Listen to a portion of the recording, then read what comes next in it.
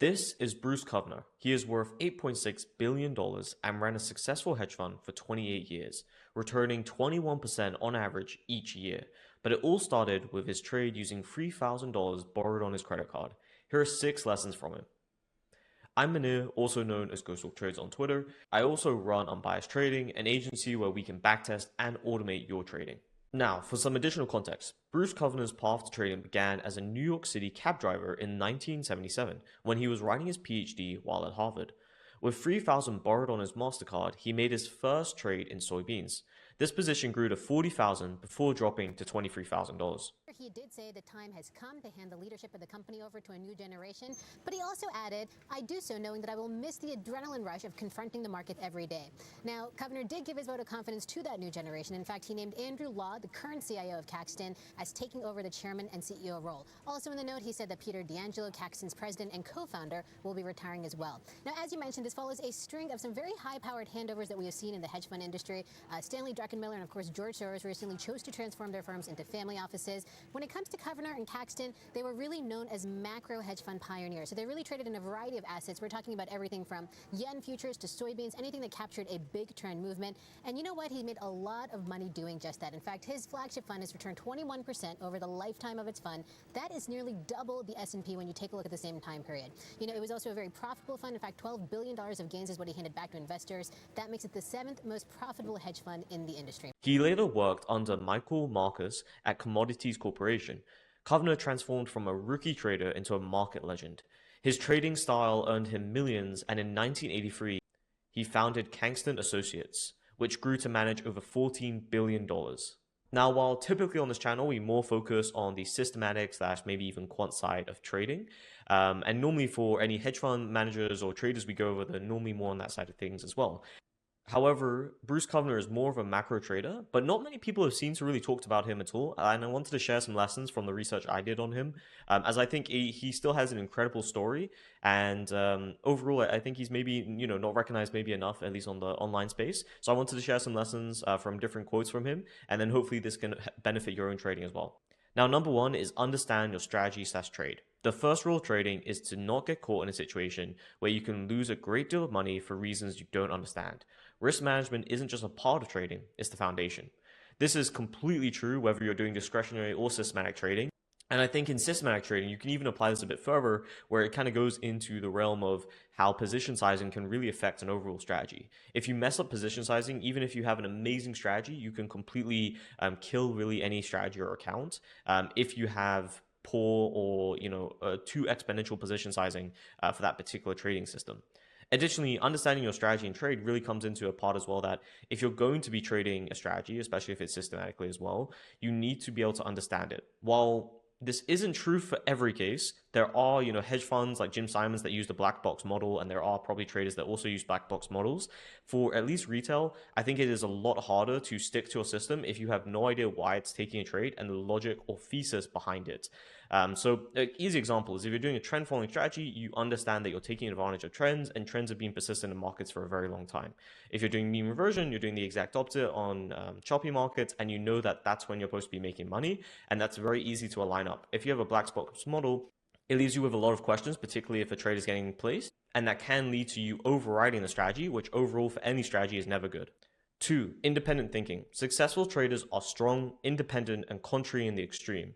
They are able to take positions others are willing to take. They are disciplined enough to take the right size positions. A greedy trader always blows out.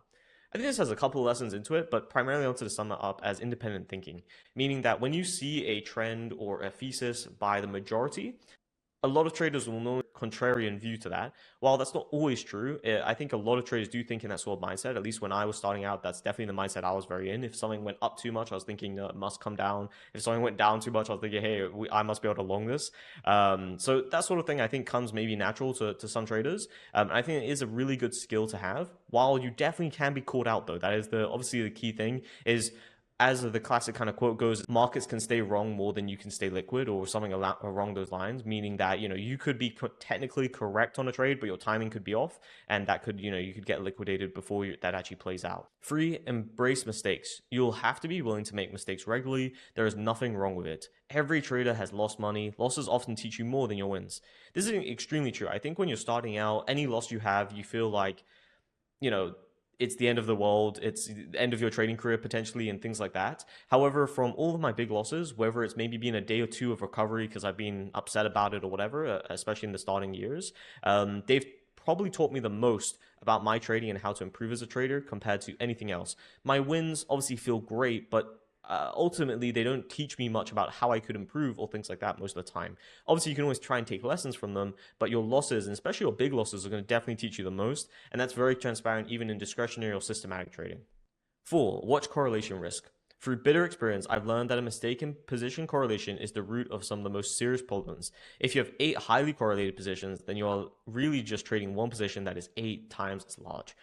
This is extremely important in systematic quant trading as well, especially because the holy grail, as coined by Ray Dalio and Jim Simons and a couple others, you want to be trading an uncorrelated portfolio of strategies or assets. And if they're all correlated, as he's just mentioned, you're really just trading something at X times multiple, depending on how many positions you're taking that are all correlated along that side.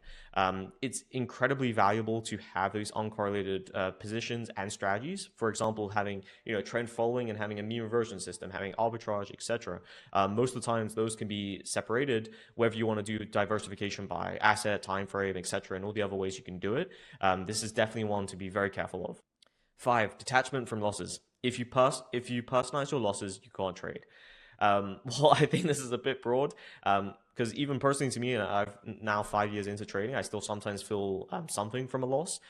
That doesn't mean I react to it, but I'll definitely at least feel maybe something from a big loss or anything like that. I think the ideal mindset is, yes, you don't personalize your losses, but I also think having some of that pain from your losses can motivate you, as long as you direct it in the correct direction, to motivate you to find out what you did wrong, what you could improve, etc. But obviously, a lot of the time as well, losses are just losses. They're just a part of trading, and it's the part of the game. So you just have to be able to, remove that emotional burden from yourself, and understand that this is what's going to be a part of your trading lifestyle and career. And that's just what needs to be done. It's almost like, if you just think of trading as a business, it's like buying stock. You have to buy stock for a business if it's a retail business. It's a very similar thing in trading, where you have to take losses. There's no way around it. 6, establish your exits. Whenever I enter a position, I have a predetermined stop. That is the only way I can sleep. I know where I'm getting out before I get in. The position side on a trade is determined by the stop, and the stop is determined on a technical basis. This is definitely more on the discretionary side of things, because there can be situations in systematic and quant trading where stops are not actually beneficial for a strategy. That doesn't mean you don't have some sort of limiter, whether that be position sizing, a drawdown percentage kind of stop, but not your typical, like, you put a stop at a support level or something. But this is still very true on the sense that, like, a lot of the times I'm not doing as many swing strategies, or at least I'm doing a lot lower size on swing strategies compared to my intraday strategies. The reason being is I don't want that overnight risk. Especially, I don't want that overnight risk if I'm using, intraday size compared to some of my swing systematic strategies or algorithmic strategies. So there's still a lot to learn from, even from these kind of quotes. Now, while I don't trade like Kovner, learning from the legends is always great. And this is, I think, a video I wanted to do, especially for the idea that a lot of people are very close-minded, at least from what I've seen, is that they don't like to learn from anyone that isn't doing exactly what they're doing in trading, or has even a bit of a different opinion. And I think that's kind of flawed. A lot of trading is to be able to collaborate and hear from others and take inspiration. That doesn't mean you have to apply it the exact same way they did, but I've learned so much from traders that have even been discretionary traders, and I've learned and configured it to be in my own, algorithmic trading. Now, if you find this type of content valuable and want more every single week, feel free to follow me on Twitter at GoSoakTrades. Otherwise, feel free to subscribe. And